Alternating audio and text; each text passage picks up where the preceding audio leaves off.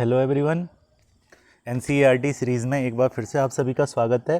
6th to 12th NCERT हम cover कर रहे हैं यहाँ पर, और क्लास 6th हम कंप्लीट कर चुके हैं। आज क्लास 7th की पहली बुक कवर कर रहे हैं, जो है हमारा अतीत भाग 2। हमारा अतीत भाग 1 कक्षा 6 में है, जिसको हम पढ़ चुके हैं। कक्षा 6 की तीनों किताबें हम कंप्लीट कर चुके हैं, ऑलरेडी उनकी वीडियोज़ अपलोडेड हैं। कक्षा 7 की जो पाठ्य पुस्तक है यहाँ पर, हमारे अतीत भाग 2, इसे देखते हैं इसके अंदर हमें क्या क्या चीज़ें यहाँ पर पढ़नी हैं।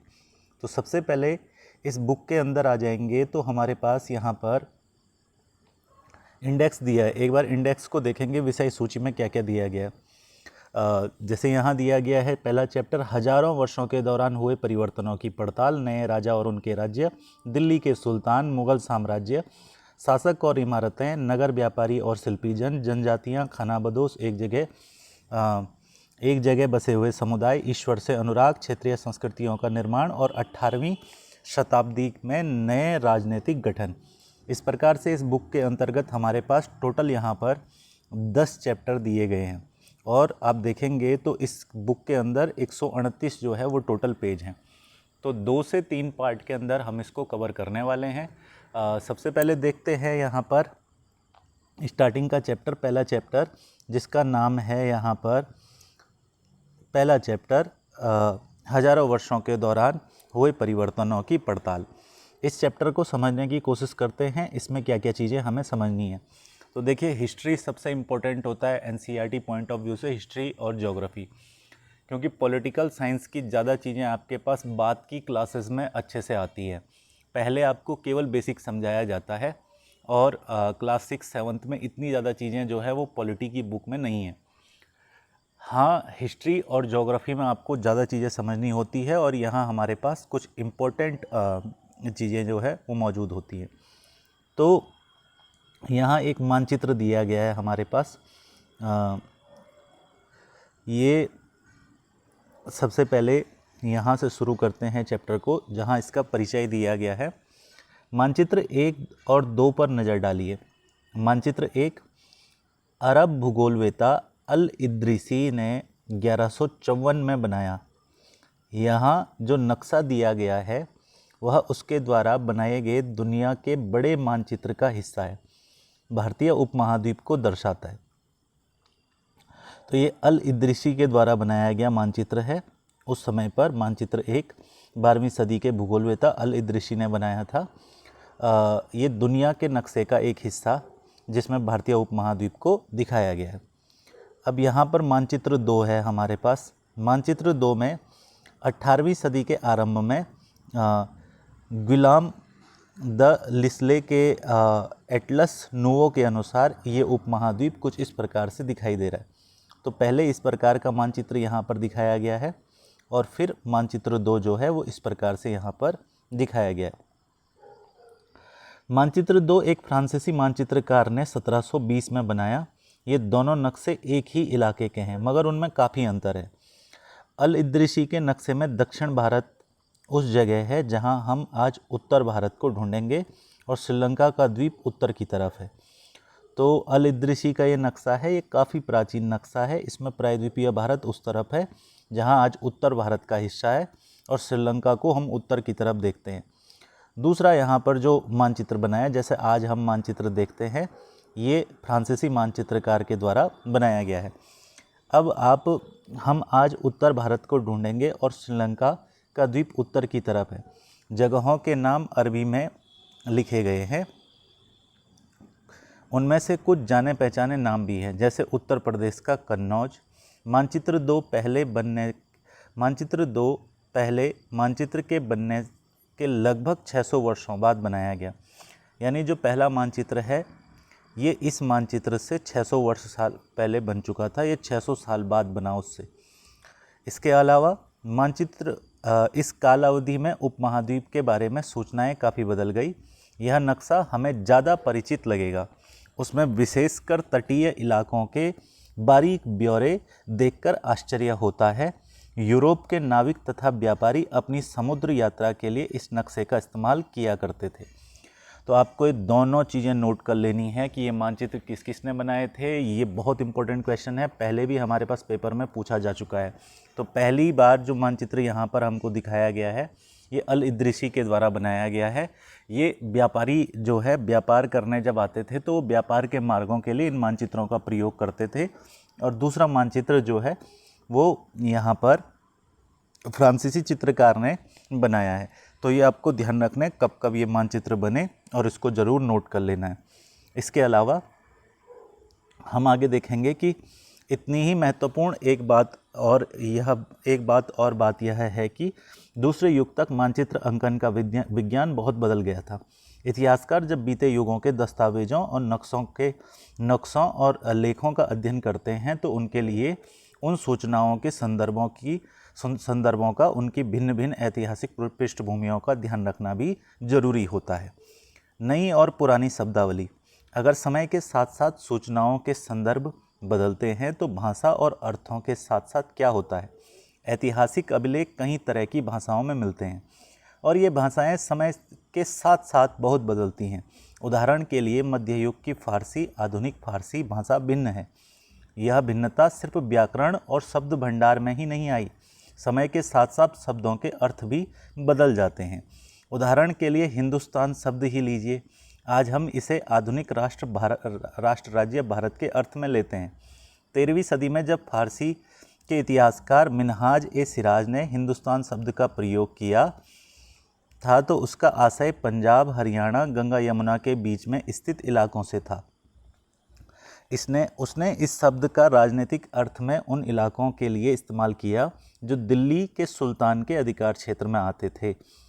सल्तनत के प्रसार के साथ साथ इस शब्द के अंतर्गत आने वाले क्षेत्र भी बढ़ते गए, लेकिन हिंदुस्तान शब्द में दक्षिण भारत का समावेश कभी नहीं हुआ। इसके विपरीत 16वीं सदी के आरंभ में बाबर ने हिंदुस्तान शब्द का प्रयोग इस उपमहाद्वीप के भूगोल, पशु पक्षियों और यहाँ के निवासियों की संस्कृतियों का वर्णन करने के लिए किया। यह प्रयोग 14वीं सदी के कवि अमीर खुसरो द्वारा प्रयुक्त शब्द हिंद के ही कुछ समान है, मगर जहाँ भारत को एक भौगोलिक और सांस्कृतिक सत्व के रूप में पहचाना जा रहा है, वहाँ हिंदुस्तान शब्द से वे राजनीतिक और राष्ट्रीय अर्थ नहीं जुड़े थे जो हम आज जोड़ते हैं।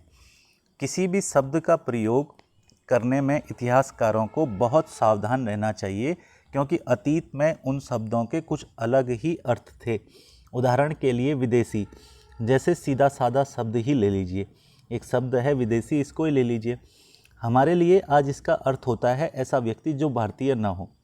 मध्य युग में मानो किसी गांव में आने वाला कोई भी अनजाना व्यक्ति जो उस समाज या संस्कृति का अंग न हो, विदेशी कहलाता था।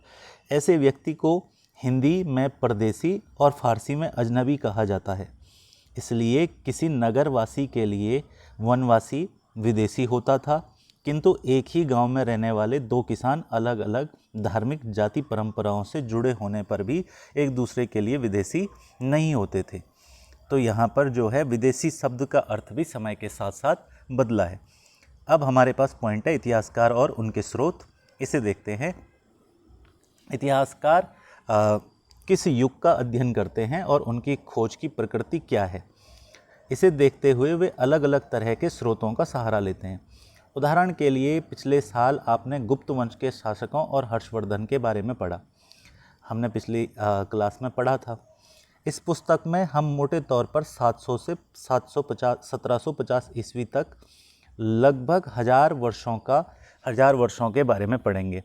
तो यानी इस बुक के अंदर हमको जो है 700 से लेकर के और 1750 ईस्वी तक का मुग़ल काल के दौरान तक का जो समय है वो हमको इसमें पढ़ने को मिलेगा। अंग्रेज़ों के आगमन वगैरह ये सारी चीज़ें इसमें होंगी, यूरोपियों का आगमन वगैरह।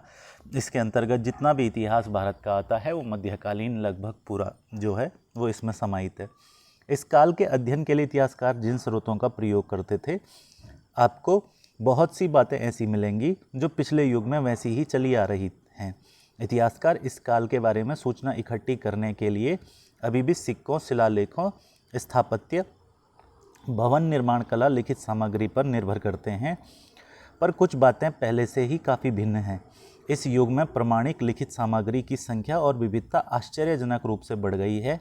इससे आगे इतिहासकार सूचनाओं के दूसरे प्रकार के स्रोतों का भी इस्तेमाल धीरे धीरे कम करने लगे। इस समय के दौरान कागज क्रमशः सस्ता होता गया और बड़े पैमाने पर भी उपलब्ध होने लगा। लोग धर्म ग्रंथ, शासकों के वृत्तांत, संतों का लेखन, उपदेश, अर्जियां, अदालतों के दस्तावेज, हिसाब तथा करों के खाते लिखने में इसका उपयोग करने लगे। धनी व्यक्ति, शासक जन, मठ तथा मंदिर पांडुलिपियां एकत्रित किया करते थे। इन पांडुलिपियों को पुस्तकालयों तथा अभिलेखागारों में रखा जाता था। इन पांडुलिपियों तथा दस्तावेजों से इतिहासकारों को बहुत सारी विस्तृत जानकारी मिलती थी, मगर साथ ही इनका उपयोग कठिन है। उन दिनों छापे खाने तो नहीं थे, यानी प्रिंटिंग प्रेस तो नहीं थी, इसलिए लिपिक या नकल नवीस हाथ से ही पांडुलिपियों की प्रतिकृति बनाते थे। अगर आपने कभी किसी मित्र के गृह कार्य की नकल उतारी है तो आप जानते होंगे कि यह काम आसान नहीं है। कभी कभी आपको अपने मित्र की लिखावट समझ नहीं आती होगी और आपको मजबूर होकर इसका अंदाज़ लगाना ही पड़ता होगा कि क्या लिखा गया है। फलस्वरूप आपके लिखे में मित्र के लिखे हुए से कुछ छोटे मोटे लेकिन महत्वपूर्ण अंतर आ जाते होंगे। पांडुलिपियों की प्रतिलिपि बनाने में भी कुछ यही होता है। प्रतिलिपियां बनाते हुए लिपिक छोटे मोटे फेरबदल करते चलते थे।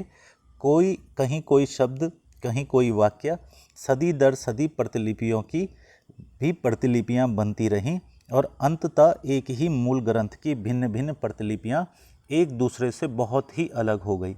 इससे बड़ी गंभीर समस्या उत्पन्न हो गई, क्योंकि आज हमें लेखक की मूल पांडुलिपि शायद ही कहीं मिलती है। हमें बाद के लिपिकों द्वारा बनाई गई प्रतिलिपियों पर ही पूरी तरह निर्भर रहना पड़ता है। इसलिए इस बात का अंदाज़ा लगाने के लिए कि मूलतः लेखक ने क्या लिखा था, इतिहासकारों को एक ही ग्रंथ की भिन्न भिन्न प्रतिलिपियों का अध्ययन करना पड़ता है। तो यहाँ जो है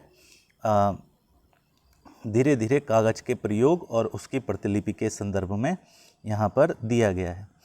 तो अभिलेखागार के बारे में बताया गया है। अभिलेखागार क्या होता है? तो अभिलेखागार एक ऐसा स्थान होता है जहाँ पर दस्तावेज और पांडुलिपियों को संग्रहित किया जाता है। राष्ट्रीय और राज्य सरकारों के अभिलेखागार होते हैं, जहाँ वे अपने तमाम जो सरकारी अभिलेख और लेन देन के ब्यौरे और रिकॉर्ड होते हैं वो रखते हैं। वो हमारे लिए अभिलेखागार कहलाता है। यहाँ पर हमारे पास जो है वो एक लेखक का चित्र दिया गया है। ये जो है एक पांडुलिपि की नकल कर रहा है। इस प्रकार से उस समय पांडुलिपियों की नकल किया करते थे। यहाँ कुछ हमारे पास पांडुलिपियों की नकल दी गई है। अब यहाँ से हमारे पास कुछ इम्पोर्टेंट चीज़ दी गई है, जैसे लिखावट की भिन्न प्रकार की शैलियों के कारण फारसी और अरबी पढ़ने में कठिनाई हो सकती है। नस्तलिक लिपि बाईं ओर में वर्ण जोड़कर धारा प्रवाह के रूप में लिखे जाते हैं। फारसी अरबी के जानकारों के लिए इस लिपि को पढ़ना आसान होता था और शिकस्त लिपि दाईं ओर अधिक सघन, संक्षिप्त और कठिन है। तो इसका भी आपको ध्यान रखना है। दोनों लिपियाँ, एक आपके पास नस्तलिक लिपि, ये बाईं ओर में वर्ण जोड़कर धारा प्रवाह के रूप में लिखी जाती है और फारसी अरबी के जानकारों के लिए इसको पढ़ना आसान होता है। दूसरा है शिकस्त लिपि, ये दाईं ओर अधिक सघन और संक्षिप्त कठिन है। ये भी आपको ध्यान रखना है। इसके अलावा कई बार लेखक स्वयं भी समय समय पर अपने मूल वृत्तांत में संशोधन करते थे। 14वीं शताब्दी के इतिहासकार जियाउद्दीन बर्नी ने अपना वृत्तांत पहली बार 1356 में और दूसरी बार इसके 2 वर्ष बाद लिखा था। दोनों में अंतर है, लेकिन 1971 तक इतिहासकारों को पहली बार वाले वृत्तांत की जानकारी ही नहीं थी। यह पुस्तकालयों के विशाल संग्रहों में कहीं दबा पड़ा था। तो जियाउद्दीन बर्नी ने अपना पहला यात्रा वृत्तांत 1356 में लिखा, दूसरा 1358 में लिखा और दोनों में बड़ा अंतर है। इतिहासकारों को पहले जो लिखी गई इसके द्वारा वृत्तांत है उसकी जानकारी 1971 में मिली, उससे पूर्व इसकी जानकारी नहीं थी। इसके अलावा यहाँ पर हमारे पास दिया गया है नए सामाजिक और राजनीतिक समूह। तो सन 700 से 1750 के बीच 1000 वर्षों का अध्ययन इतिहासकारों के आगे भारी चुनौती रखता है, मुख्य रूप से इसलिए कि इस पूरे काल में बड़े पैमाने पर और अनेक तरह के परिवर्तन हुए। इस काल में अलग अलग समय पर नई प्रौद्योगिकी के दर्शन होते हैं, जैसे सिंचाई में रहट, कताई में चरखे और युद्ध में आग्नेय अस्त्रों यानी बारूद वाले हथियारों का इस्तेमाल। इस महाद्वीप में नई तरह का खान पान भी आया, जैसे आलू, मक्का, मिर्च, चाय, कॉफ़ी। ध्यान रहे ये तमाम परिवर्तन, नई प्रौद्योगिकियां और फसलें उन लोगों के साथ आए जो नए विचार लेकर भी आए थे। परिणाम स्वरूप यह काल आर्थिक, राजनीतिक, सामाजिक, सांस्कृतिक परिवर्तनों का काल भी रहा। अध्याय 5, 6, 7 में आप इनमें से कुछ के बारे में जानेंगे। इस युग में लोगों की गतिशीलता, एक स्थान से दूसरे स्थान पर आना जाना भी बहुत बढ़ गया। अवसर की तलाश में लोगों के झुंड दूर दूर की यात्राएं करने लगे। इस महाद्वीप में अपार संपदा और अपना भाग्य गढ़ने के लिए अपार संभावनाएं मौजूद थी। इस काल में जिन समुदायों का महत्व बढ़ा उनमें से एक समुदाय था राजपूत, जिसका नाम राजपुत्र अर्थात राजा का पुत्र से निकला है। 8वीं से 14वीं सदी के बीच यह नाम आम तौर पर योद्धाओं के उस समूह के लिए प्रयुक्त होता था जो क्षत्रिय वर्ण होने का दावा करते थे। राजपूत शब्द के अंतर्गत केवल राजा और सामंत वर्ग ही नहीं, बल्कि वे सेनापति और सैनिक भी आते थे जो पूरे उपमहाद्वीप के अलग अलग शासकों की सेनाओं में सेवारत थे। कवि और चारण राजपूतों की आचार संहिता, प्रबल पराक्रम, स्वामी भक्ति का गुणगान करते थे। इस युग में राजनीतिक दृष्टि से महत्व हासिल करने के अवसरों का लाभ मराठा, सिख, जाट, अहोम, कायस्थ, मुख्यतः लिपिकों और मुंशियों का कार्य करने वाली जाति थी आदि इन समूहों ने उठाया। तो इस दौर के अंतर्गत आपको ध्यान रखना है, ये लिपिक और मुंशियों का कार्य करने वाली जातियां थी। इस पूरे काल के दौरान जंगलों की कटाई हो रही थी, खेती का इलाका बढ़ता जा रहा था। कुछ क्षेत्रों में यह परिवर्तन अन्य क्षेत्रों की अपेक्षा अधिक तेजी और पूरे तौर पर हुआ। पर्यावास में परिवर्तन के कारण कई वनस्पतियों को मजबूर होकर अपना स्थान छोड़ना पड़ा। कुछ और वनवासी जमीन की जुताई करने लगे, कृषक बन गए। कृषकों के ये नए समूह क्षेत्रीय बाजार, मुखियाओं, पुजारियों, मठों, मंदिरों से प्रभावित होने लगे। वे बड़े और जटिल समाजों के अंग बन गए। उन्हें कर चुकाने पड़ते थे और स्थानीय मालिक वर्ग की बेगारी करनी पड़ती थी। परिणाम स्वरूप किसानों के बीच आर्थिक और सामाजिक अंतर उभरने लगे। कुछ के पास ज़्यादा उपजाऊ जमीन होती थी, कुछ लोग मवेशी भी पालते थे और कुछ लोग खेती से खाली समय में दस्तकारी आदि का कुछ काम कर लेते थे। जैसे जैसे समाज में अंतर बढ़ने लगे, लोग जातियों और उपजातियों में बांटे जाने लगे। उनकी पृष्ठभूमि और व्यवसाय के आधार पर उन्हें समाज में ऊंचा या नीचा दर्जा दिया जाने लगा। ये दर्जे स्थायी नहीं थे। किसी जाति विशेष के सदस्यों के हाथों में कितनी सत्ता, प्रभाव और संसाधनों का नियंत्रण है, इसके आधार पर उसके दर्जे बदलते रहते थे। एक ही जाति का किसी क्षेत्र में कोई दर्जा हो सकता था और अन्य किसी क्षेत्र में कोई और। ये आपको यहाँ पर दिया गया है, उम्मीद है आप इसे समझ गए होंगे। तो मध्यकाल जो था उसमें राजपूतों का प्रभाव बढ़ा, ये आपको ध्यान रखना है। इसके अतिरिक्त अगर हम आगे चलेंगे तो अपने सदस्यों के व्यवहार का नियंत्रण करने के लिए जातियाँ स्वयं अपने अपने नियम बनाती थीं। इन नियमों का पालन जाति के बड़े बुजुर्गों की एक सभा करवाती थी, जिसे कुछ इलाकों में जाति पंचायत कहा जाता था।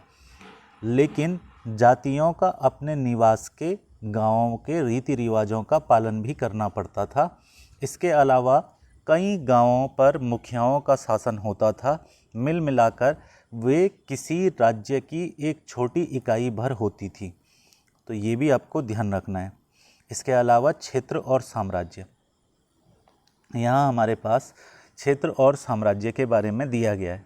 तो यहाँ से हमारे पास कुछ इम्पोर्टेंट चीज़ें दी गई हैं जो आपको ध्यान रखनी है। जैसे चोल अध्याय 2 में, तुगलक अध्याय 3 में, मुगल अध्याय 4 के अंतर्गत जैसे जैसे बड़े राज्यों के अंतर्गत कई सारे क्षेत्र आ जाते थे। इनको हम अध्याय 2, 3 और 4 में पढ़ेंगे। दिल्ली के सुल्तान गयासुद्दीन बलबन 1266 से 1287 की प्रशंसा एक संस्कृत प्रशस्ति के उदाहरण के लिए अध्याय 2 में देखिए। उसे एक विशाल साम्राज्य का शासक बताया गया है जो पूर्व में बंगाल गौड़ से लेकर पश्चिम में अफगानिस्तान गजनी गज्जन तक फैला हुआ था और जिसमें संपूर्ण दक्षिण भारत यानी द्रविड़ भी आ जाता था।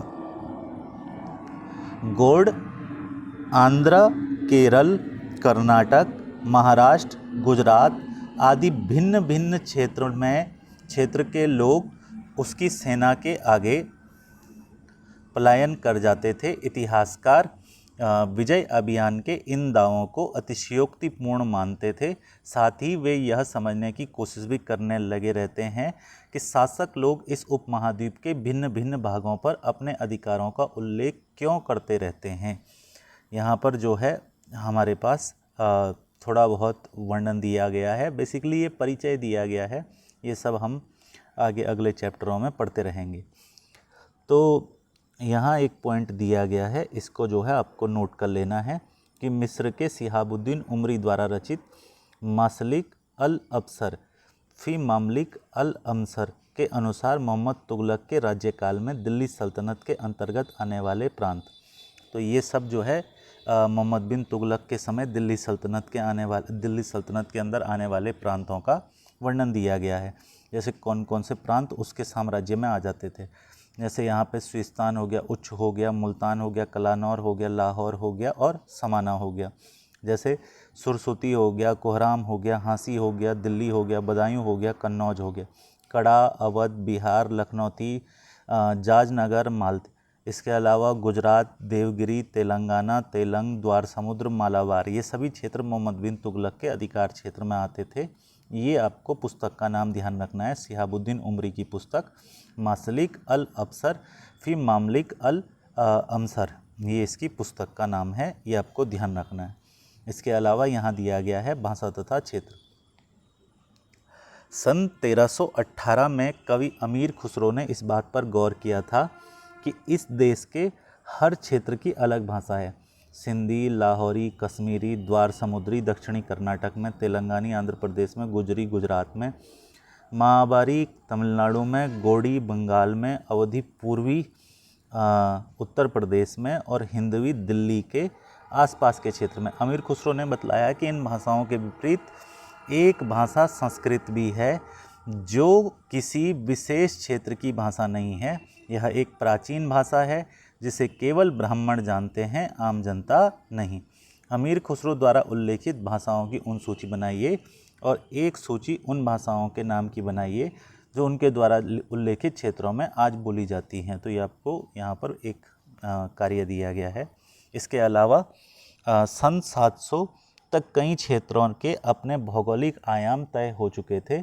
उनकी भाषा तथा संस्कृतियाँ विशेषता स्पष्ट हो चुकी थी। अध्याय 9 के अंतर्गत पढ़ेंगे। पहले चैप्टर में आपको ये दिया गया है कि इस बुक में अलग अलग चैप्टरों में हम क्या पढ़ेंगे, तो थोड़ी बहुत चीज़ें ही पहले चैप्टर में नोट करने वाली हैं। ये क्षेत्र विशेष शासक राजवंशों से भी जुड़े गए थे। इन राज्यों के बीच काफ़ी टकराहटें चलती रहती थी। कभी कभी चोल, खिलजी, तुगलक, मुगल जैसे राजवंश अनेक क्षेत्रों में फैला एक विशाल साम्राज्य भी खड़ा कर लेते थे। ये सभी साम्राज्य समान रूप से स्थिर या सफल नहीं हो पाते थे। उदाहरण के लिए अध्याय 3 और 4 की एक तालिका की तुलना कीजिए। खिलजी और मुगल वंश के शासन में कितनी अवधि तक चले। इसके अलावा 18वीं सदी में मुगल वंश के पतन के ढलान पर था। फलस्वरूप क्षेत्रीय राज्य फिर से उभरने लगे। अध्याय 10 में हम क्षेत्रीय राज्यों को पढ़ेंगे। लेकिन वर्षों से जो सर्व क्षेत्रीय साम्राज्यों का शासन चल रहा था उससे क्षेत्रों की प्रकृति बदल गई थी। उन पर कई छोटे बड़े राज्यों का शासन चलता रहा था। उन राज्यों की बहुत सी बातें इस उपमहाद्वीप के अधिकतर भाग पर फैले इन क्षेत्रों को विरासत में मिली थी। इस तथ्य का पता हमें उन परंपराओं से लगता है जो इन क्षेत्रों में उभरी थी। इन परंपराओं में कुछ एक दूसरी से भिन्न और कुछ एक दूसरे के समान हैं। ऐसी परंपराएं हमें प्रशासन, अर्थव्यवस्था के प्रबंधन, उच्च संस्कृति तथा भाषा के संदर्भ में मिलती हैं। सन 700 से लेकर 1750 के बीच के 1000 वर्षों में इन विभिन्न क्षेत्रों की प्रकृति एक दूसरे से कटकर अलग अलग नहीं पनपी थी, हालांकि उनके चरित्र की अपनी अपनी विशिष्टताएं बनी रही थी, मगर समन्वय की सर्वक्षेत्रीय ताकतों का प्रभाव भी उन पर पड़ा था। इसके अलावा यहाँ दिया गया है पुराने और नए धर्म। यहाँ पर हम देखेंगे क्या क्या इस पॉइंट के अंतर्गत हमारे पास बताया गया है। इतिहासकार यहाँ पर जो कॉलम दिए गए हैं उन कॉलम में ये इम्पोर्टेंट है आपके पास, बाकी तो इनमें ऐसा कुछ है नहीं जो आपको नोट करने हैं। इसके अलावा यहाँ पर थोड़ा सा देख लेंगे पुराने और नए धर्म को। इतिहासकार जिन 1000 वर्षों की पड़ताल हम कर रहे हैं, इतिहास के जिन 1000 वर्षों की पड़ताल हम कर रहे हैं, इनके दौरान धार्मिक परंपराओं में कई परिवर्तन आए। दैनिक तत्वों में लोगों की आस्था कभी कभी बिल्कुल ही व्यक्तिगत स्तर पर होती थी, मगर आमतौर पर इस आस्था का स्वरूप सामूहिक होता था। किसी दैविक तत्व में सामूहिक आस्था यानी धर्म प्रायः स्थानीय समुदायों के सामाजिक और आर्थिक संगठन से संबंधित होती थी। जैसे जैसे इन समुदायों का सामाजिक संसार बदलता गया, वैसे ही इनकी आस्थाओं में परिवर्तन आता गया। आज हम जिसे हिंदू धर्म कहते हैं, उसमें भी युग में महत्वपूर्ण बदलाव आए। इन परिवर्तनों में से कुछ नए देवी देवताओं की पूजा, राजाओं द्वारा मंदिरों का निर्माण, समाज में पुरोहितों के रूप में ब्राह्मणों का बढ़ती सत्ता, संस्कृत ग्रंथों के ज्ञान के कारण समाज में ब्राह्मणों का बड़ा आदर होता था। इनके संरक्षक थे नए नए शासक जो स्वयं प्रतिष्ठा की चाह में थे। इन संरक्षकों का समर्थन होने के कारण समाज में इनका दबदबा और भी बढ़ गया था। इस युग में एक महत्वपूर्ण परिवर्तन भक्ति की अवधारणा के रूप में आया। इसमें ईश्वर की कल्पना एक ऐसे प्रेमल इष्ट देवी देवता के रूप में की गई थी जिस तक पुजारियों के विशद कर्मकांड के बिना ही भक्त स्वयं पहुंच सके। इस विषय में और साथ ही दूसरी परंपराओं के बारे में हम अध्याय 8 में पढ़ेंगे। यह वही युग था जिसमें उपमहाद्वीप में नए नए धर्मों का आगमन हुआ। कुरान शरीफ का संदेश भारत में पहल 7वीं सदी में व्यापारियों और अप्रवासियों के जरिए पहुंचा। मुसलमान कुरान शरीफ को अपना धर्म ग्रंथ मानते हैं, केवल एक ईश्वर अल्लाह की सत्ता को स्वीकार करते हैं, जिसका प्रेम, करुणा और उदारता अपने में आस्था रखने वाले हर व्यक्ति को गले लगाता है, चाहे उस व्यक्ति की सामाजिक पृष्ठभूमि कुछ भी रही हो। कई शासक इस्लाम और इसके विद्वान धर्मशास्त्रियों और न्यायशास्त्रियों अर्थात उलेमाओं को संरक्षण देते हैं। हिंदू धर्म की भांति इस्लाम के अनुयायी भी धर्म की अलग अलग तरह से व्याख्या करते हैं। मुसलमानों में कुछ शिया थे जो पैगंबर साहब के दामाद अली को मुसलमानों के विधि सम्मत नेता मानते थे, और कुछ सुन्नी थे जो खलीफाओं के प्रभुत्व को स्वीकार करते थे। इस्लाम के आरंभिक दौर में इस धर्म का नेतृत्व करने वाले खलीफा कहलाते थे। आगे भी इनकी परंपरा चलती रही।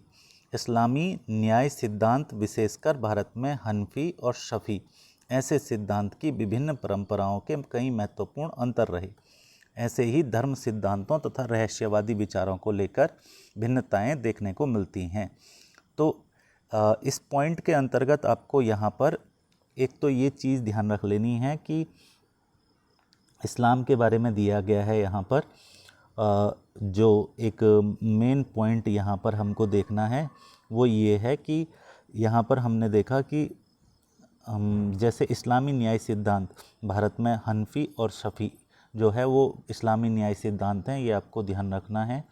ये इसके अलावा यहाँ पर शिया और सुन्नी के बारे में दिया गया है। शिया जो थे पैगंबर साहब के दामाद अली को जो है नेता मानते हैं, और जो सुन्नी है वो खलीफाओं की प्रभुत्व को स्वीकार करते हैं। ये आपको ध्यान रखना है। समय और इतिहास के कालखंडों पर विचार। इतिहास समय को केवल एक घड़ी या कैलेंडर की तरह नहीं इतिहासकार समय को केवल एक घड़ी या कैलेंडर की तरह नहीं देखते, यानी कि केवल घंटों, दिनों या वर्षों के बीतने के रूप में नहीं देखते हैं। उनका नज़रिया यह है कि समय सामाजिक और आर्थिक संगठन में आने वाले परिवर्तनों को झलकाता है। यह दिखलाता है कि विचारों और विश्वासों में कितना स्थायित्व रहा है, कितना परिवर्तन आया है। यदि अतीत को समान विशेषता रखने वाले कुछ बड़े बड़े हिस्सों, युगों या कालों में बांट दिया जाए तो समय का अध्ययन कुछ आसान हो जाता है। 19वीं सदी के मध्य में अंग्रेज इतिहासकारों ने भारत के इतिहास को 3 युगों में बांटा था, हिंदू, मुस्लिम और ब्रिटिश।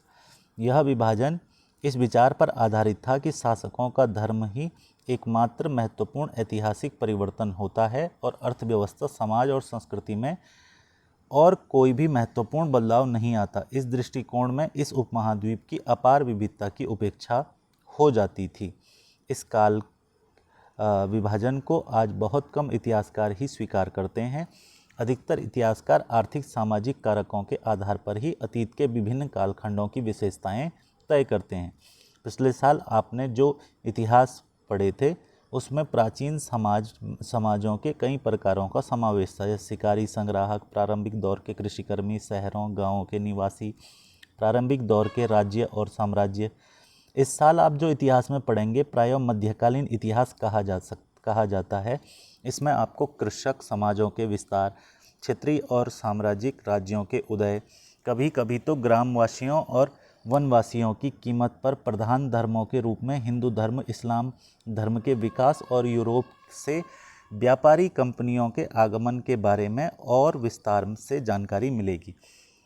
भारत के इतिहास के ये 1000 साल अनेक बदलाव के साक्षी रहे हैं। आखिर 16वीं से 18वीं शताब्दियाँ 8वीं या 11वीं शताब्दियों से काफ़ी भिन्न थी। इसलिए इस सारे काल को ऐतिहासिक इकाई के रूप में देखना देखना समस्याओं से खाली नहीं है। फिर मध्यकाल की तुलना प्रायः आधुनिक काल से ही की जाती है। आधुनिकता के साथ भौतिक उन्नति, बौद्धिक प्रगति का भाव जुड़ा है। इससे आशय यह निकलता है कि मध्यकाल रूढ़िवादी था, उस दौरान कोई परिवर्तन नहीं हुआ। लेकिन हम जानते हैं कि ऐसा नहीं है। हर 1000 वर्षों के दौरान इस उपमहाद्वीप में प्रायः परिवर्तन आते रहे, समाजों में प्रायः परिवर्तन आते रहे और कई क्षेत्र की अर्थव्यवस्था इतनी समृद्ध हो गई कि उसने यूरोप की व्यापारिक कंपनियों को भी आकर्षित करना आरंभ किया। इस पुस्तक को पढ़ते समय आप परिवर्तन चिन्हों तथा यहाँ सक्रिय ऐतिहासिक प्रक्रियाओं पर ध्यान देते चलें और जब भी संभव हो इस पुस्तक में आप जो पढ़ रहे हैं उसकी तुलना आप पिछले वर्ष पढ़ी हुई बातों से करने की कोशिश करें। जहाँ भी संभव हो यह देखें कि कहाँ बदलाव हुए हैं और कहाँ नहीं। आज अपने आसपास की दुनिया पर नज़र डालकर भी यह देखें कि और भी क्या कुछ बदला है या वैसा ही रहा है। तो इस बुक के अंतर्गत हमको जो है पहले चैप्टर में ये सारी चीज़ें दी गई हैं, जो एक परिचय का चैप्टर है। यहाँ से हमारे पास बेसिकली जो है इम्पोर्टेंट चीज़ें शुरू होती हैं, जो दूसरा चैप्टर है नए राजा और नगर। इस चैप्टर को देखते हैं, इसमें क्या क्या चीज़ें हमको ध्यान रखनी है। तो सबसे पहले यहाँ से हम इसके परिचय से शुरू करते हैं। 7वीं शताब्दी के बाद कई राजवंशों का उदय हुआ। मानचित्र एक में उपमहाद्वीप के विभिन्न हिस्सों में 7वीं से 12वीं शताब्दी के बीच शासन करने वाले प्रमुख राजवंशों को दिखलाया गया है। यहाँ पर आप देखेंगे ये अलग अलग राजवंशों को दिखाया गया है 7वीं से 12वीं शताब्दी के बीच शासन करने वाले। जैसे इसके अंदर आप देखेंगे कौन कौन से 7वीं से 12वीं शताब्दी के बीच शासन करने वाले थे। तो राष्ट्रकूट यहाँ दिखाए गए हैं। इसके अलावा आप देखेंगे तो चोल, चेर, पांड्या राज्य को दिखाया गया है। इसके अलावा पूर्वी चालुक्य वंश को दिखाया गया है, पाल शासकों को दिखाया गया है, गुर्जर प्रतिहार, परमार शासकों को दिखाया गया है, चहमान शासकों को दिखाया गया है। इसके अलावा चंदेल शासकों को दिखाया गया है। यहाँ पर कलिंग राज्य को दिखाया गया, गंगा उत्कल के तट को दिखाया गया है। ये आप उस समय के शासकों का क्षेत्र निर्धारण कर सकते हैं। इसके अलावा अगर हम आगे चलेंगे तो नए राजवंशों का उदय, यहाँ से हम कुछ चीज़ों को ध्यान से पढ़ते हुए चलेंगे। 7वीं सदी आते आते उपमहाद्वीप के विभिन्न भागों में बड़े भूस्वामियों और योद्धा सरदार अस्तित्व में आ चुके थे। राजा लोग प्रायः उन्हें अपने मातहत या सामंत के रूप में मान्यता देते थे। उनसे उम्मीद की जाती थी कि वे राजा या स्वामी के लिए उपहार लाएं, उनके दरबार में हाजिरी लगाएं और उन्हें सैन्य सहायता प्रदान करें। अधिक सत्ता और संपदा हासिल करने पर सामंत अपने आप को महासामंत, महामंडलेश्वर, पूरे मंडल का महान स्वामी इत्यादि घोषित कर देते थे। कभी कभी वे अपने को स्वामी के आधिपत्य से स्वतंत्र हो जाने का दावा भी करते थे। इस तरह एक उदाहरण दक्कन के राष्ट्रकूटों का था। अभी हमने देखा राष्ट्रकूट वंश, शुरुआत में वे कर्नाटक के चालुक्य राजाओं के अधीनस्थ थे, तो राष्ट्रकूट ध्यान रखना चालुक्यों के सामंत थे। 8वीं सदी के मध्य में एक राष्ट्रकूट प्रधान दंतिदुर्ग ने अपने चालुक्य स्वामी की अधीनता से इनकार कर दिया, उसे हराया और हिरण्यगर्भ यानी सोने का गर्भ नामक एक अनुष्ठान किया। जब यह अनुष्ठान ब्राह्मणों की सहायता से संपन्न किया जाता था तो यह माना जाता था कि इससे याजक जन्मना क्षत्रिय न होते हुए भी क्षत्रिय के रूप में दोबारा क्षत्रियत्व प्राप्त कर सकता है। तो ये आपको नोट कर लेना है भाई, ये एक इम्पोर्टेंट पॉइंट है, आपको ध्यान रखना है कि राष्ट्रकूट जो थे वो चालुक्यों के सामंत थे। दंतिदुर्ग ने राष्ट्रकूट वंश की स्थापना की, चालुक्य राजा को हराकर उसकी अधीनता से इनकार किया और हिरण्यगर्भ अनुष्ठान करवाया। तो आपसे पूछेगा हिरण्यगर्भ अनुष्ठान किसने करवाया, तो दंतिदुर्ग ने करवाया, जिसका मतलब होता था सोने का गर्भ। इस अनुष्ठान से जो है वो क्षत्रिय कोई भी व्यक्ति जो है अनुष्ठान संपन्न करने से बन जाता था, चाहे वो क्षत्रियत्व में जन्म ना लिया हुआ हो। उसमें से कुछ उदाहरणों में उद्यमी परिवारों के पुरुषों ने अपनी राजशाही कायम रखने के लिए सैन्य कौशल का इस्तेमाल किया। मिसाल के तौर पर कदंब, मयूर शर्मण, गुज्जर प्रतिहार, हरिचंद्र ब्राह्मण थे जिन्होंने अपने परंपरागत पेशे छोड़कर शस्त्र को अपना लिया, क्रमशः कर्नाटक और राजस्थान में राज्य सफलतापूर्वक स्थापित किए। यहाँ हमारे पास एक चित्र दिया गया है जो एलोरा के गुफाओं के अंतर्गत हमको मिला है। तो एलोरा की गुफा 15 भित्ति चित्र जिसमें विष्णु को नरसिंह अर्थात पुरुष सिंह के रूप में दिखलाया गया है, यह राष्ट्रकूट काल की कृति है। तो ये भी आपको ध्यान रखना है कि एलोरा की गुफा 15 से भित्ति चित्र यानी विष्णु भगवान का नरसिंह रूप जो है वो दिखाया गया है। ये राष्ट्रकूट काल में इसका निर्माण हुआ था। ये क्वेश्चन हमारे पास पूछे जाते हैं भाई। राज्यों में प्रशासन अगर हम देखेंगे तो इन नए राजाओं में से कईयों ने महाराजाधिराज यानी राजाओं के राजा, त्रिभुवन चक्रवर्तिन यानी तीनों भुवनों का स्वामी, इस तरह की अन्य भारी भरकम उपाधियां धारण की। लेकिन इस तरह के दावों के बावजूद वे अपने सामंतों साथ किसान, व्यापारी, ब्राह्मण के संगठनों के साथ अपनी सत्ता की साझेदारी करते थे। इसके अलावा इन सभी राज्यों के उत्पादकों अर्थात किसानों, पशुपालकों, कारीगरों के संसाधन इकट्ठा किए जाते थे। इनको अक्सर अपने उत्पादों का हिस्सा त्यागने के लिए मनाया या बाध्य किया जाता था। कभी कभी इस हिस्से को लगान मानकर वसूला जाता था, क्योंकि प्राप्त करने वाला भूस्वामी होने का दावा करता था। राजस्व व्यापारियों से भी लिया जाता था। तो यहाँ कर या लगान के बारे में थोड़ा बहुत दिया गया है। यहाँ पर एक कॉलम दिया गया है, इसे देखेंगे कि तमिलनाडु में शासन करने वाले चोल वंश के अभिलेखों में विभिन्न किस्म के करों के लिए 400 से ज़्यादा सूचक शब्द मिलते हैं भाई। सबसे अधिक उल्लेखित कर हैं वेट्टी। ये ध्यान रखना है कि जो चोल वंश के अभिलेख है उसमें सबसे ज़्यादा उल्लेखित कर जो है वो वेट्टी है। वेट्टी इस प्रकार से आपको ध्यान रखना है, ठीक है। जो नगद की बजाय जबरन श्रम के रूप में लिया जाता था, यानी जबरन श्रम और कदमाई यानी भू राजस्व थे। मकान पर छाजन डालने पर लगने वाला कर, खजूर या ताड़ के वृक्ष पर चढ़ने के लिए सीढ़ी के इस्तेमाल पर लगने वाला कर, पारिवारिक संपत्ति का उत्तराधिकार हासिल करने के लिए लगने वाला कर इत्यादि का भी उल्लेख मिलता है। बताओ, इस प्रकार से प्रत्येक चीज़ पर जो है यहाँ पर कर लगा दिए गए थे उस दौर में। ये संसाधन राजा की व्यवस्था का वित्तीय आधार बनते थे।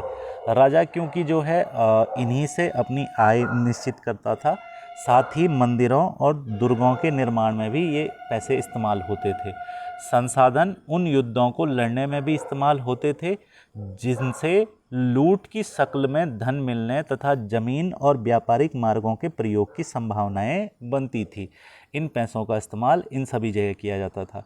राजस्व वसूली के लिए पदाधिकारियों की नियुक्ति सामान्यतः प्रभावशाली परिवारों के बीच से ही की जाती थी, प्रायः वंशानुगत होती थी। सेना में भी ऐसा ही होता था। कई बार राजा के निकट संबंधी ही इन ओहदों पर होते थे।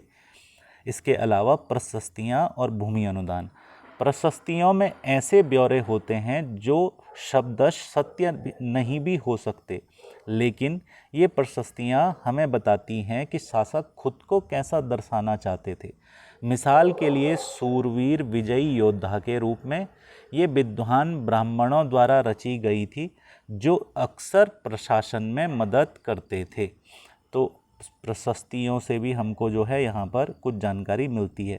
नाग भट्ट की उपलब्धियाँ यहाँ एक पॉइंट दिया गया है। देखेंगे तो कई शासकों ने प्रशस्तियों में अपनी उपलब्धियों का बखान किया है। आपने पिछले साल गुप्त शासक समुद्रगुप्त की प्रशस्ति के बारे में पढ़ा है। संस्कृत में लिखी गई, ग्वालियर मध्य प्रदेश में पाई गई एक प्रशस्ति प्रतिहार नरेश नाग भट्ट के कामों का वर्णन इस प्रकार किया है। तो ध्यान रखना है कि ग्वालियर मध्य प्रदेश से नाग भट्ट प्रतिहार राजा नाग भट्ट की जो है वो प्रशस्ति मिलती है। उसमें उसके कार्यों का वर्णन मिलता है। और क्या वर्णन मिल रहा है?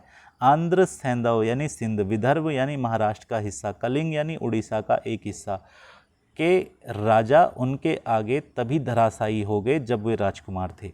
उन्होंने कन्नौज के शासक चक्रयुद्ध को विजित किया। उन्होंने बंग यानी बंगाल का हिस्सा, अनर्त यानी गुजरात का हिस्सा, मालवा मध्य प्रदेश का हिस्सा, किरात वनवासी, तुरस्क तुर्क, वत्स्य मत्स्य दोनों उत्तर भारत के राज्य राजाओं को पराजित किया। ये जो है नाग भट्ट की प्रशस्ति में लिखा हुआ है। इसके अलावा राजा लोग प्रायः ब्राह्मणों को भूमि अनुदान से पुरस्कृत करते थे।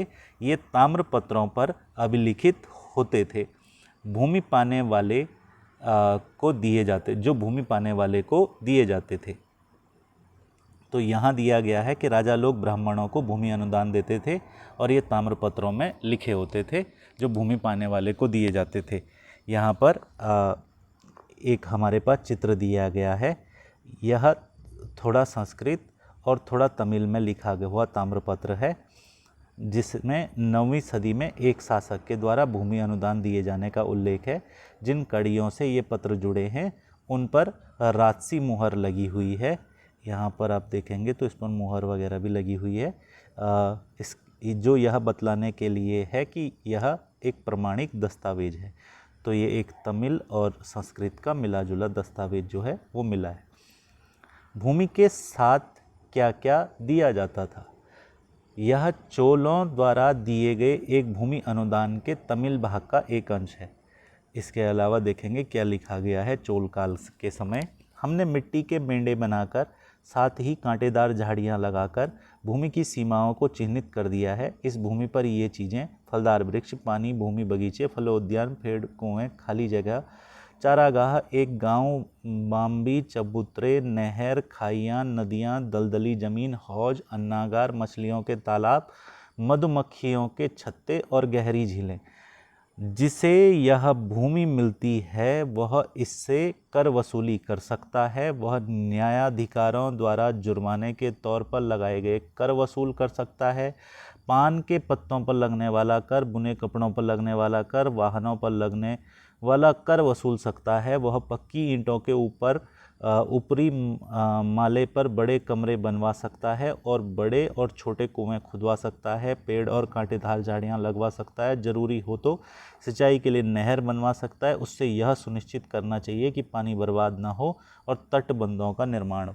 यानी जिसको ज़मीन दी जाती थी उसको कौन कौन से अधिकार दिए जाते थे, ये यहाँ पर बताया गया। 12वीं शताब्दी के एक बृहद संस्कृत काव्य भी 12वीं शताब्दी में एक बृहद संस्कृत काव्य की भी रचना की गई, जिसमें कश्मीर पर शासन करने वाले राजाओं का इतिहास दर्ज है।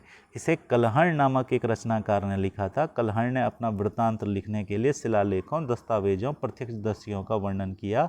इस तरह का इस्तेमाल किया। प्रशस्तियों से भिन्न वह अक्सर शासकों और उनकी नीतियों के बारे में आलोचनात्मक रुख दिखलाता है।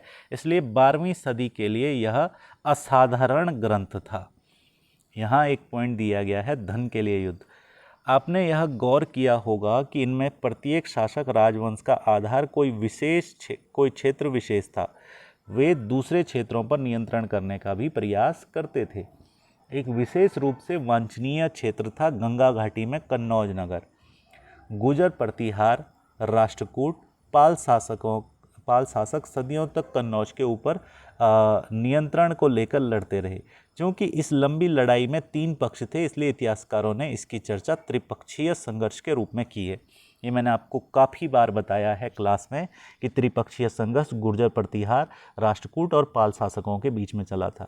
आप इस प्रकार से समझ सकते हैं कि ये मैंने मान लिया कि दक्षिण भारत का, प्रायद्वीपीय भारत का मैप है।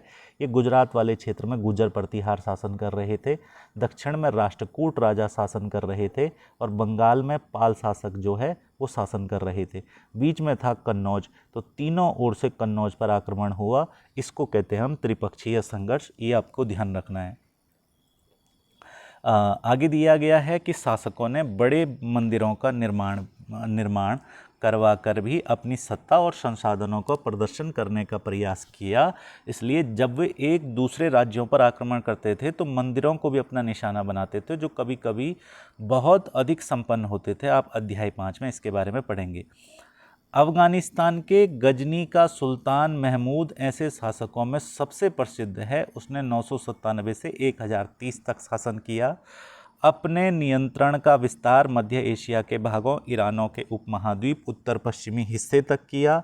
वह लगभग हर साल महाद्वीप उपमहाद्वीप पर हमला करता था। उसका निशाना थे संपन्न मंदिर, जिनमें गुजरात का सोमनाथ मंदिर भी शामिल था। महमूद जो धन उठा ले गया, उसका बहुत बड़ा हिस्सा गजनी में एक वैभवशाली राजधानी के निर्माण में खर्च हुआ। तो मैंने आपको बताया था कि महमूद गजनवी ने भारत पर जो है 17 बार आक्रमण किया था। ये हमने पढ़ा भी है अभी कुछ समय पहले। उसने गुजरात के सोमनाथ मंदिर पर भी आक्रमण किया था। सुल्तान महमूद द्वारा जीते गए लोगों के बारे में भी कई बातें जानना चाहता था। उसने अल बेरूनी नामक एक विद्वान को इस महाद्वीप का लेखा जोखा लिखने का काम सौंपा। तो अल बेरूनी जो है वो महमूद गजनवी का इतिहासकार था। अरबी में लिखी गई अल बेरूनी की जो कृति है उसका नाम है किताब उल हिंद। ध्यान रखना, किताब अल हिंद जो है वो अल बेरूनी ने लिखी है। आज भी इतिहासकारों के लिए एक महत्वपूर्ण स्रोत है। अल बेरूनी ने इसे तैयार करने के लिए संस्कृत विद्वानों से परामर्श किया। युद्ध करने वाले दूसरे राजाओं में चहमान भी थे, जो बाद में चौहान के रूप में जाने गए। वे दिल्ली और अजमेर के आसपास के क्षेत्र में शासन करते थे। उन्होंने पश्चिम पूर्व की ओर अपना नियंत्रण क्षेत्र विस्तार करना चाहा, जहां गुजरात के चालुक्यों और पश्चिमी उत्तर प्रदेश के गहड़वालों से टक्कर लेनी पड़ी। चहमानों का सबसे प्रसिद्ध शासक था पृथ्वीराज तृतीय, जिसे सुल्तान मोहम्मद गौरी अफगान शासक को 1191 में तराइन के पहले युद्ध में हराया था और 1192 में उसके हाथों हार गया। 1192 में पृथ्वीराज चौहान जो है वो मोहम्मद गौरी से तराइन के दूसरे युद्ध में परास्त हुए। तो 2 युद्धों को आपको मैंने पढ़ाया भी है क्लास में। सेकंड बैच में हमारा मिडाइवल चल रहा है, तो उसमें मैंने बताया था कि 1191 में तराइन का पहला युद्ध जिसमें पृथ्वीराज चौहान जीत गए थे, 1192 में तराइन का दूसरा युद्ध जिसमें मोहम्मद गौरी जीत गया था, 1194 में चंदावर का युद्ध जिसमें गौरी ने जयचंद को परास्त किया था। तो ये मैं सब पढ़ा चुका हूँ, इसका आपको ध्यान होगा। यहाँ चोल राज्य नज़दीक से एक नज़र, तो चोल राज्य के बारे में दिया गया है। ये चोल राज्य का मानचित्र दिया गया है। ये पूरा क्षेत्र जो है चोल राज्य के अधीन आता था। तो आपको इस राज्य के बारे में ध्यान रखना है मोटे तौर पर। चोल से हमारे पास जो है यहाँ पर एक पॉइंट दिया गया है जिसका नाम है उरयपुर से तंजावुर तक। तो इसको देखते हैं, उरयपुर से तंजावुर तक इसमें क्या क्या दिया गया है। चोल वंश सत्ता में कैसे आया? कावेरी डेल्टा में मुटरियार नाम से प्रसिद्ध एक छोटे मुखिया परिवार की सत्ता थी। वे कांचीपुरम के पल्लव राजाओं के मातहत थे। मातहत का मतलब सामंत थे भाई, अभी पढ़ा था हमने ये शब्द, मातहत थे। उरैयार के चोल वंशीय प्राचीन मुखिया परिवार के विजयालय ने 9वीं सदी में मुटरियारों को हराकर इस डेल्टा पर कब्जा जमाया।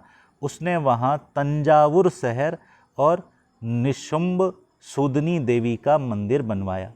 ध्यान रखना है आपको कि कावेरी डेल्टा पर मुटरियार, कौन सा? मुटरियार, ये इम्पोर्टेंट है।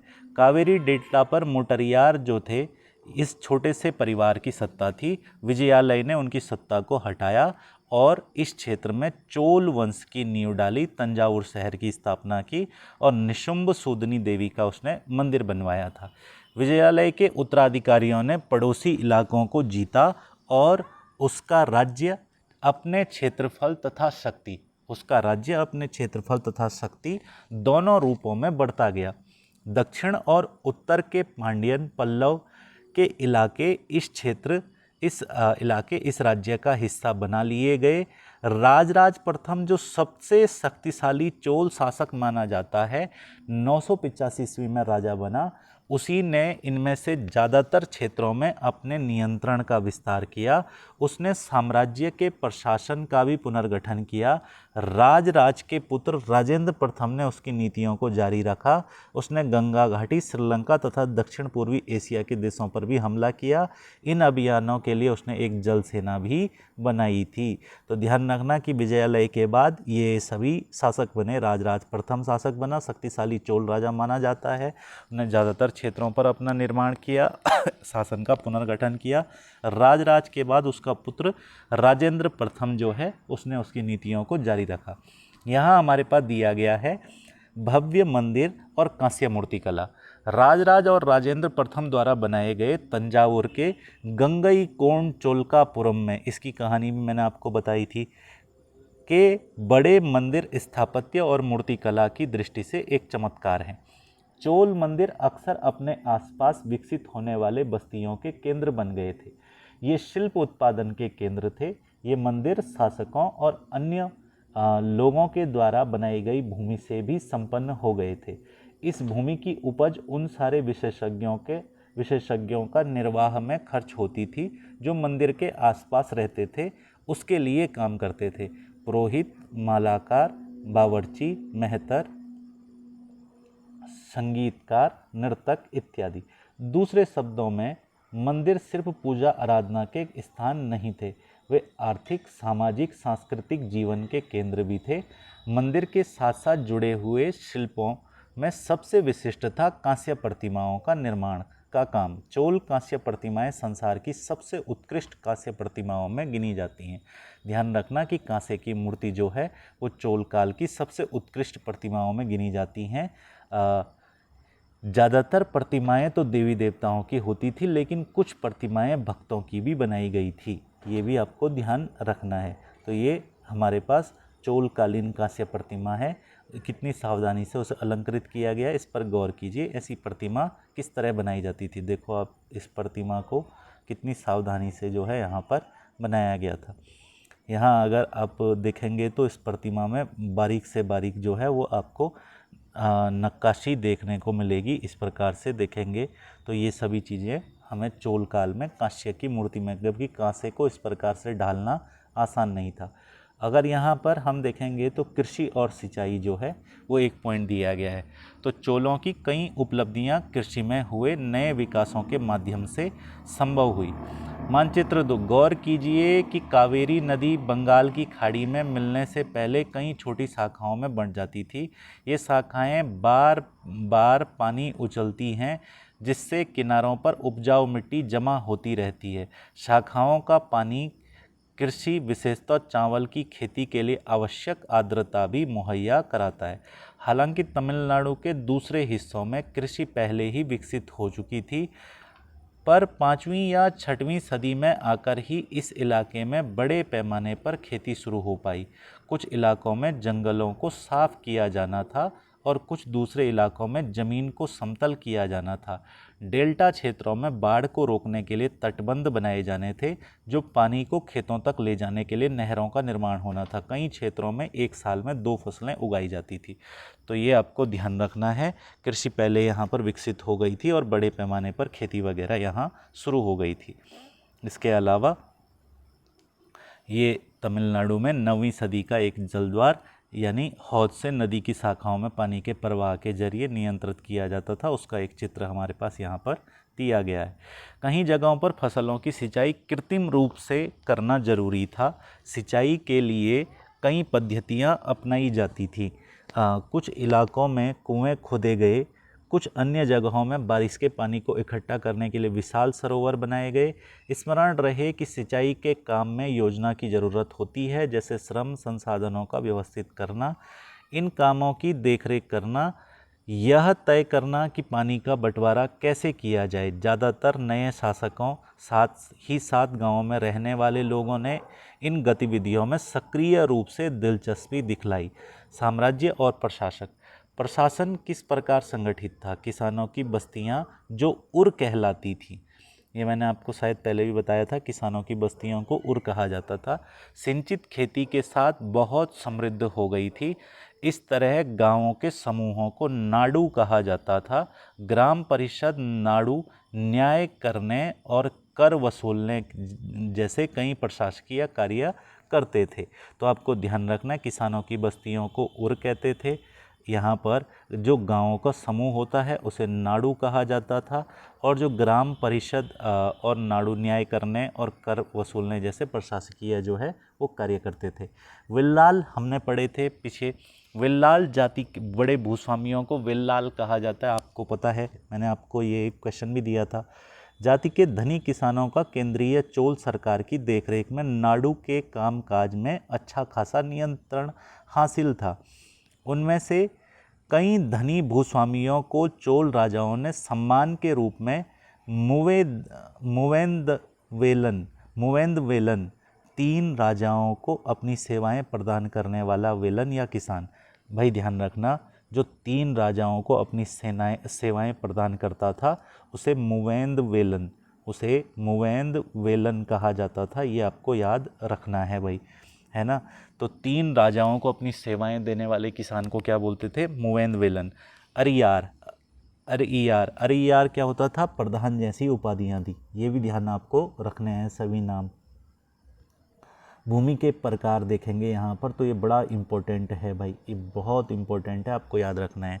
जैसे चोल अभिलेखों में जो भूमि का विभिन्न कोटियों का उल्लेख मिलता है, उसमें यहाँ पर वेलन वगाई एक प्रकार की भूमि है। वेलन वगाई ध्यान रखना है, गैर ब्राह्मण यानी किसान स्वामी की भूमि। ब्रह्मोदय क्या होता है?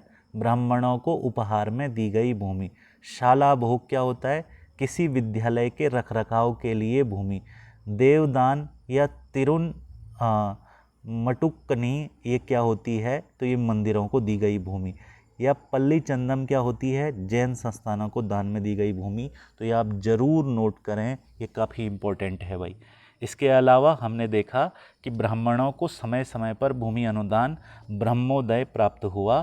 परिणाम स्वरूप कावेरी घाटी दक्षिण भारत के दूसरे हिस्सों में भी ढेरों ब्राह्मण बस्तियां अस्तित्व में आई। प्रत्येक ब्रह्मोदय की देखरेख प्रमुख ब्राह्मण भूस्वामियों की एक सभा द्वारा की जाती थी। ये सभाएं बहुत कुशलतापूर्वक काम करती थी। इनके निर्णय प्रायः शिलालेखों में, प्रायः मंदिर पत्थरों की दीवारों पर ब्यौरेवार दर्ज किए जाते थे। नगरम के नाम से ज्ञात व्यापारियों का संघ भी अक्सर शहरों के प्रशासकीय कार्यों में कार्य संपादित करते थे। तमिलनाडु के चिंगलपुट जिले के उत्तर मेरु से प्राप्त अभिलेखों में इस बात का सविस्तार वर्णन है कि ब्राह्मणों की सभा का संगठन कैसा था। सिंचाई के कामकाज, बाग बगीचों, मंदिरों की देखरेख इत्यादि के लिए सभा के विभिन्न समितियां होती थी।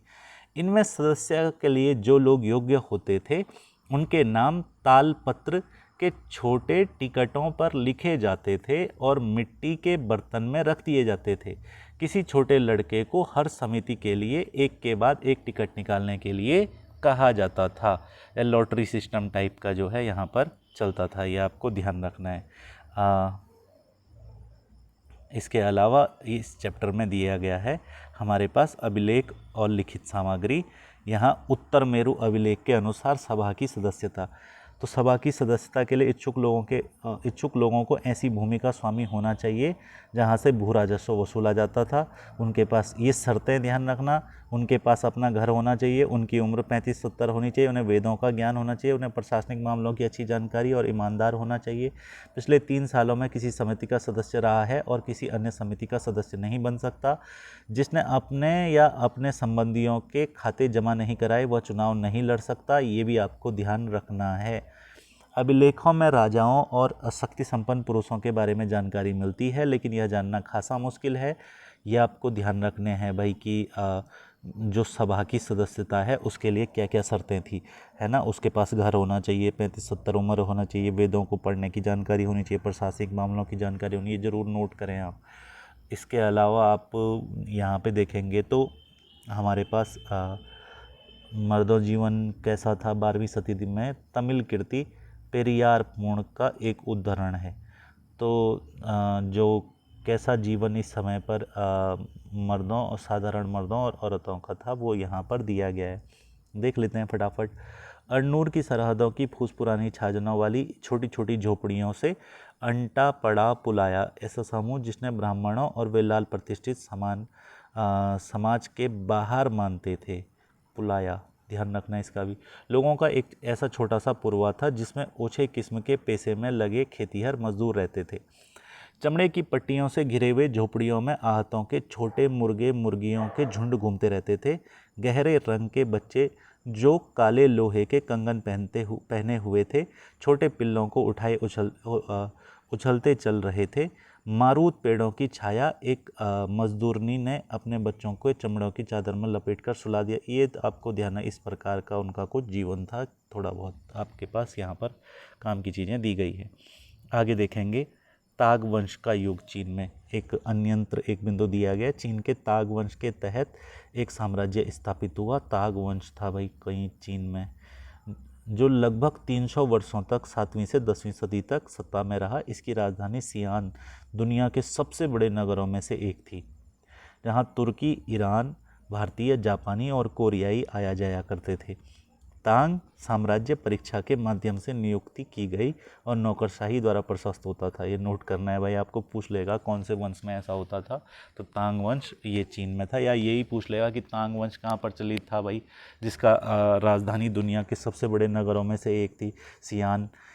तांग साम्राज्य इसके अलावा यहाँ पर दिया है, इन परीक्षाओं में हर इच्छुक व्यक्ति बैठ सकता था। अधिकारियों के चयन की यह व्यवस्था कुछ बदलावों के साथ 1191 तक कायम रही। तो यहाँ हमारे पास ये चैप्टर कंप्लीट होता है। आपको ये ध्यान रखना है कि गुर्जर प्रतिहार कहाँ शासन कर रहे थे, राष्ट्रकूट कहाँ शासन कर रहे थे, है ना। अगर आपको पूछे पाल शासक कहाँ शासन कर रहे थे, चोल कहाँ शासन कर रहे थे, त्रिपक्षीय संघर्ष में कौन शामिल थे, ये क्वेश्चन भी आपको एक बार देख लेने हैं। इसके बाद हम आगे चलते हैं तो नेक्स्ट चैप्टर हमारे पास आता है यहाँ पर दिल्ली के सुल्तान। इस चैप्टर को हम इसके नेक्स्ट पार्ट में देखेंगे। तो आज फ़िलहाल आप 2 शुरुआती चैप्टरों को ज़रूर ध्यान रखें। कल मैं इसको थोड़ा जल्दी आगे कंप्लीट करवाने का प्रयास करूँगा। होपफुली आपको पहला और दूसरा चैप्टर समझ आया होगा, तो इनके नोट्स वगैरह आप ज़रूर प्रिपेयर करें।